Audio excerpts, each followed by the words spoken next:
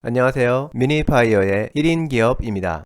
은퇴생활자 같은 건강보험 지역가입 대상자에게 건강보험료에 대한 최선의 대응책은 바로 직장가입자의 피부양자가 되는 겁니다. 직장가입자인 자녀나 가족의 피부양자가 되면 피부양자로 등록된 분은 건강보험료를 낼 필요 없이 건강보험 혜택을 모두 받아서 좋고요.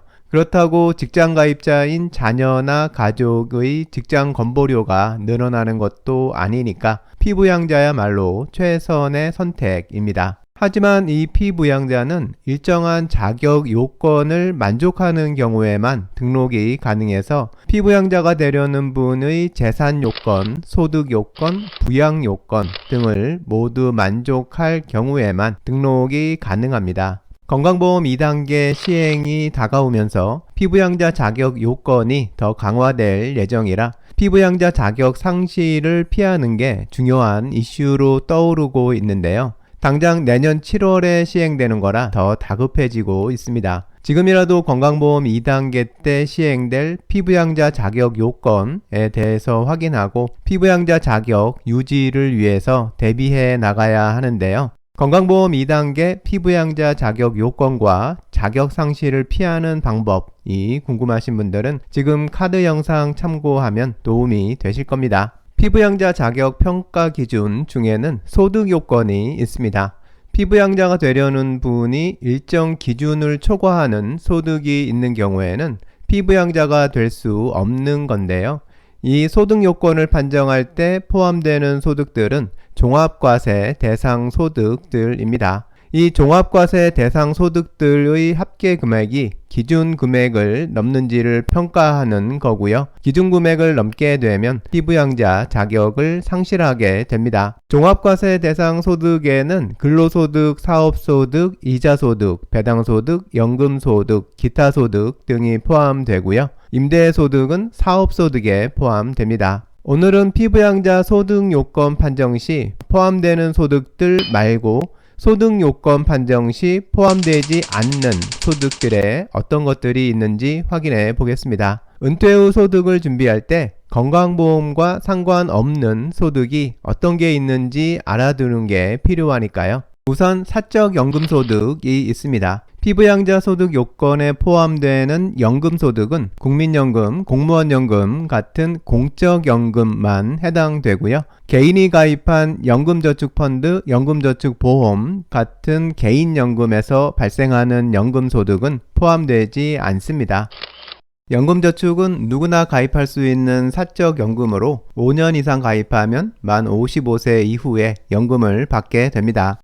그리고 퇴직연금도 피부양자 판정 시 소득금액에 포함되지 않는데요. IRP 같은 개인 퇴직연금에서 발생하는 연금소득은 피부양자 판정 소득에 포함되지 않습니다. 그러니까 개인연금이나 퇴직연금의 연금 수령액이 많다고 해도 이 금액은 피부양자 자격과는 전혀 상관없는 소득인 건데요. 건강보험료 걱정 없는 노후소득 준비를 위해서는 이런 개인연금 소득을 일정 수준 확보해 두어야겠습니다. 다음으로 연간 1,000만 원을 넘지 않는 금융소득도 피부양자 소득 판정에 포함되지 않습니다. 금융소득은 이자소득, 배당소득이 해당되고요. 이자소득은 말 그대로 이자로 받은 소득이고 이 이자를 받기 위한 원금은 이자소득과는 상관이 없습니다. 배당소득은 기본적으로 투자한 주식에서 배당받은 소득을 말하는데요. 한 가지 주의할 점은 국내에 상장된 해외 주식형 ETF 상품의 매매 차익은 이 배당소득에 포함된다는 점입니다. 이 매매 차익이 배당소득에 해당한다는 걸 깜빡해서 금융소득이 연간 1,000만 원을 넘게 돼서 피부양자 자격 소득 판정 금액에 포함되면 자칫 피부양자 자격 상실을 당할 수도 있으니까요. 주식 투자 하시는 분들은 주의해야 할 것 같습니다. 금융소득은 1,000만 원까지는 피부양자 소득 판정에 포함되지 않지만 1,000만 원을 초과하면 초과한 금액만 소득 판정에 포함되는 것이 아니라 금융소득 전액이 소득 판정에 포함됩니다.